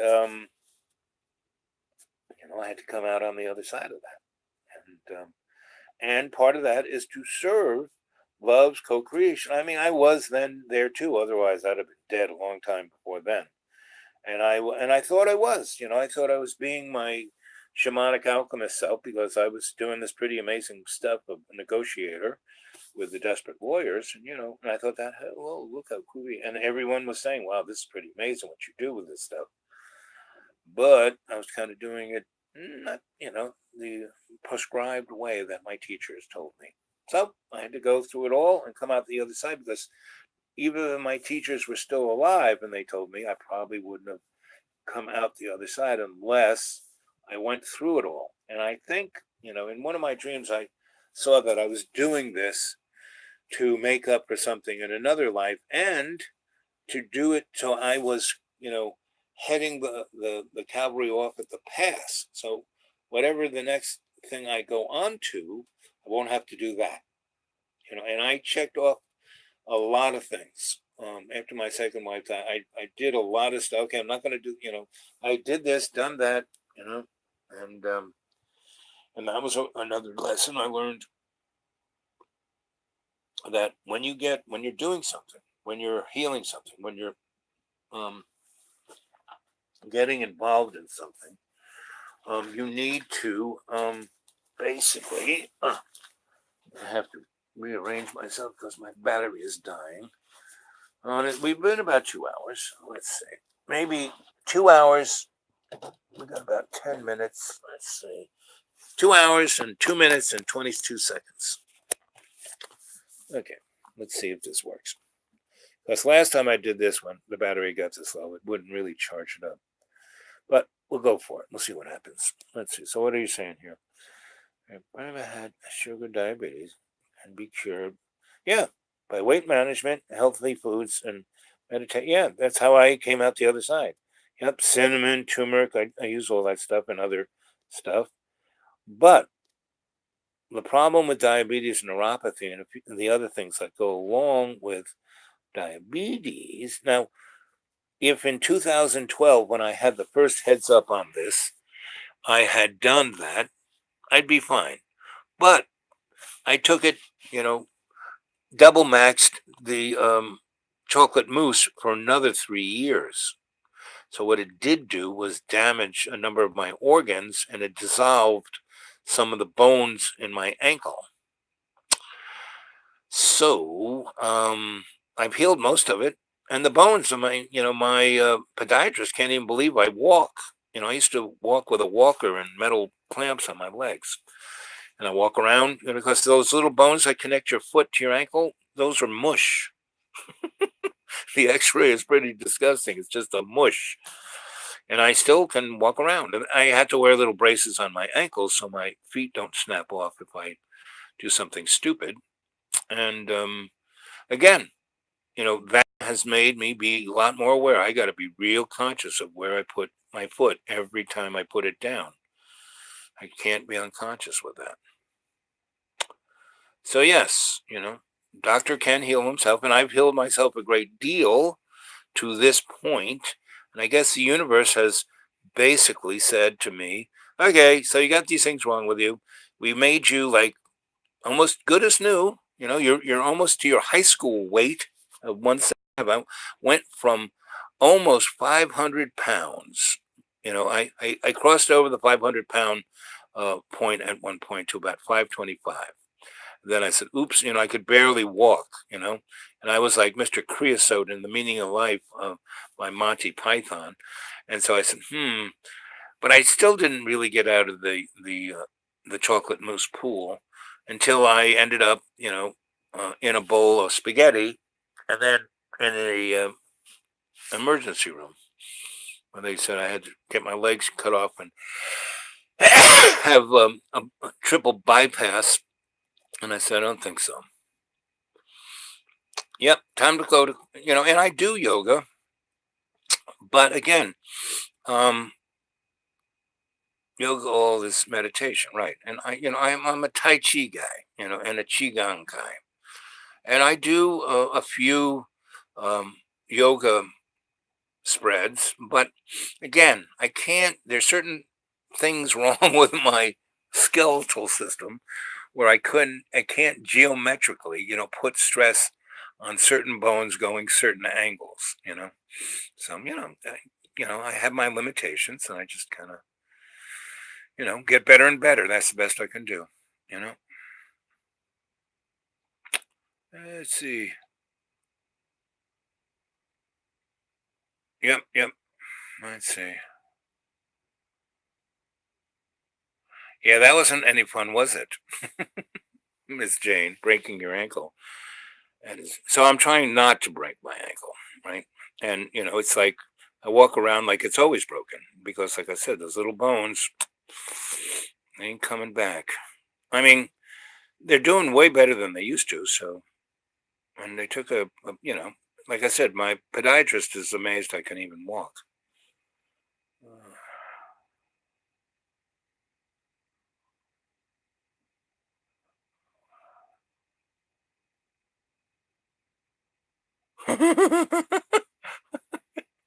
Recording the sound of water. I like that.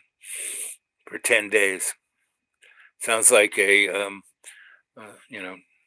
John Cage piece of music, or Phil Glass. Used to work with Phil. He's a pretty interesting guy. I was part of the Robert Wilson Dance Company. I was like their masseuse, photographer, lighting designer, was one of their dancers, and I took care of Chris Knoll, who was Robert's cousin. When Robert ran out of his trust, he lived off of Chris's. And the libretto of Einstein on the Beach and Letters to Queen Victoria came straight out of Chris Knoll's mouth.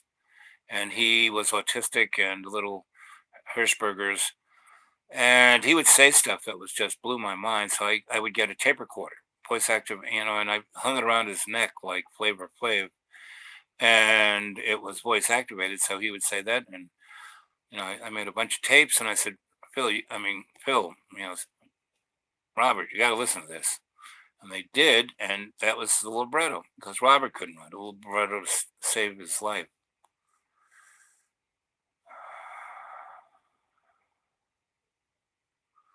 Yep. John Cale, buddy of mine. I told you the story of John and me. Uh, and John is truly a genius in all that he does, and he's a sweet guy. And I mean, he is one of the most humble, amazing human beings I know. And I haven't really seen him in 15 years, but I know that if I bumped into him in the street, it would be just like I saw him yesterday because we had some fun times.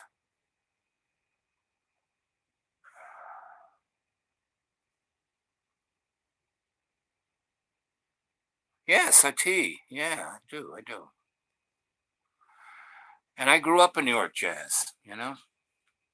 Um, it's a bit late. We're already 2 hours into it, but I've already told this story, and it's about New York jazz, um, the Brooklyn Hasidim, the Israeli Mossad, and John Cale, and me. So I'll tell that story. I mean, as long as you guys want me to tell it again, and again you could go back, I don't know, 10, 15 stories. So that's why I want you guys to you know you know take all these things and put them on your computer so you can go back, and no matter if they somehow mysteriously leave the universe, you'll have them, right? Somebody will, then you can share them back with me. Uh,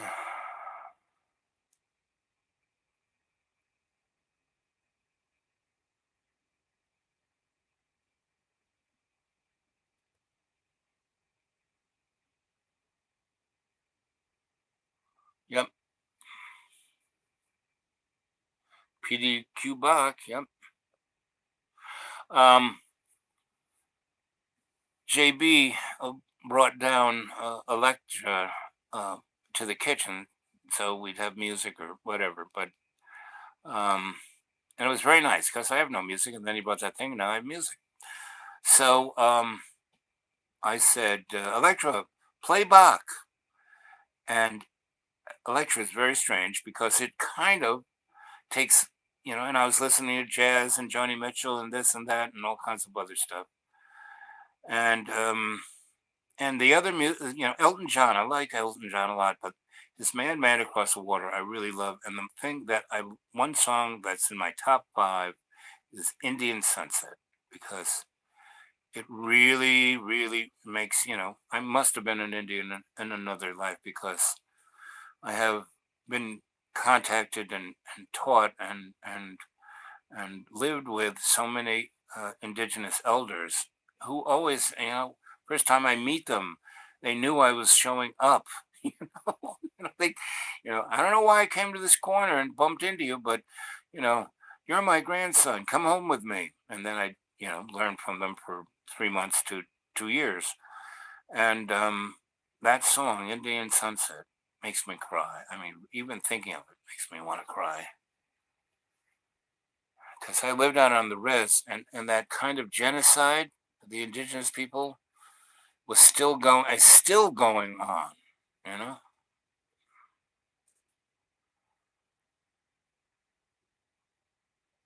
Yes, cactus with garlic powder. Good. And cactus water. You're reminding them of things I need to do, and that is good. You know, that's the problem with a healer. They're never their best doctor.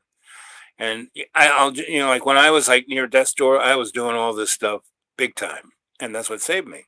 Then when I got better and better, and I go, well, it's just all I have to do is meditate in the morning. And no, I got it. You're right. I got to get back to cactus and cayenne. Cayenne is the best healer of.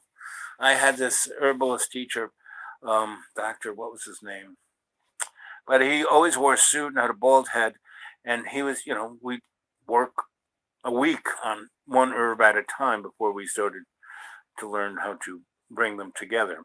Anyway, he's the guy who really taught me about osteopathy and muscle testing and pulses of the body. So he was a great teacher. But anyway, what was that guy's name? It'll pop into my head. But anyway, he would have his table, his lecture table in front of us. And one day he had this big bowl of cayenne pepper. And he took a handful of it and just plowed it into his eyeball, right? And just packed the whole socket with cayenne pepper.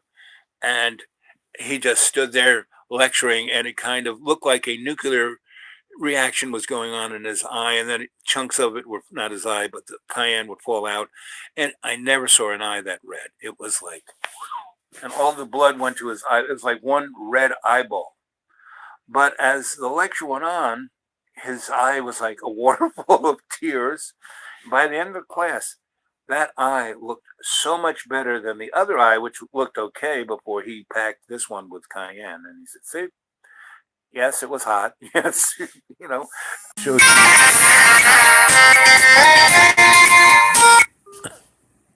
I showed you, the major.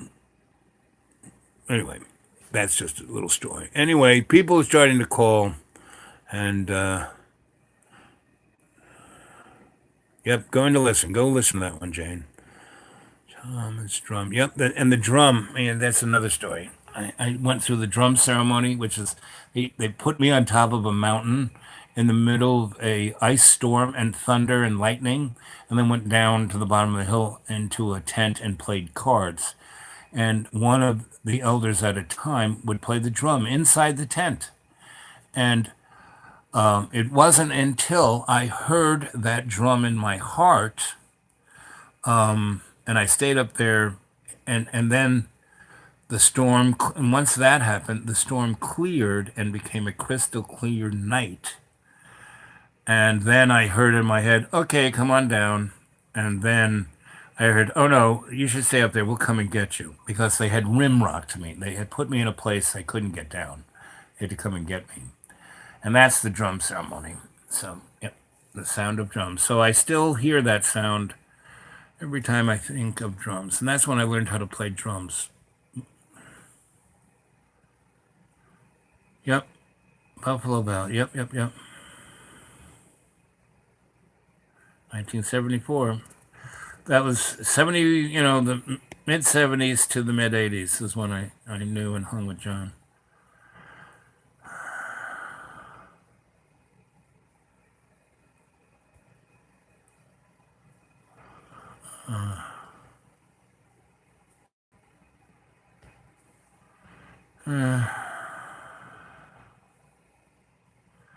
Yep, always pushing on.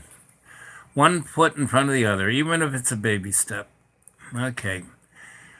So it's 2 hours, 4 minutes, and 4 seconds. So I'm going to say good night. Maybe later this evening, I'm going to answer these phone calls, and then I will get back to you. If I'm up for it, I'll come back. Maybe, what time is it now? 7 o'clock, 6 o'clock, something like that. It's been 2 hours. I started probably around 6:30, so it's probably close to 8. So anyway, good night, Jane. Good night, you all. I love you. Okay? Okay. Talk to you later.